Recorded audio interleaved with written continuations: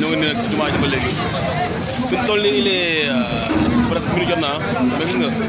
ñi nga xam ne ñoo yor cellange jumaa ji ñoo ngi nettoyé maanaam génn nañ lépp luy poubelle ci jumaa ji andi ko fii nga def ko ci oto UCG bi pour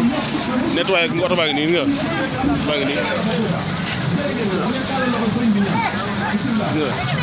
di leen koy jàppoon na xool fii ba maga gi jeex chaque jour dañuy nettoyer li saral donc ab réew li moo koy doxal li dafa bokk doxal réew nay seet nga gaay ay jàmbaar lan de gaay jàmbaar lan ni gaay waaw gaay ay jàmbaar lan xam nga waaw lan lépp set rek lépp luy mbuus lépp luy këyit lépp luy salte dañ koy ramassé xam nga doo ci oto bi dem sànni quoi waaw chaque jour la koy jàppoo ay murid leen xool Xidmatul Xadim ñi ñoo yor nag li nga xam moom mooy set jumaa ji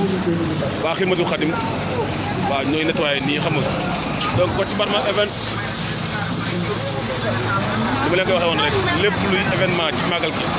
na leen ko andil tegal leen ko Kocc Barma Events boo leen toppee suba nag samedi bi xam nga ginnaaw suba la màggal mais samedi bi suba incha allah nan dugg ci barab bi dugal leen ci barab bi xam nga wan leen gars yi nii ziare en direct en live sur Kocc Barma Events incha allah bu neexee yàlla jërë ngeen jëf bëggee jërëjëf Touba du Safar ak Kocc Barma Events.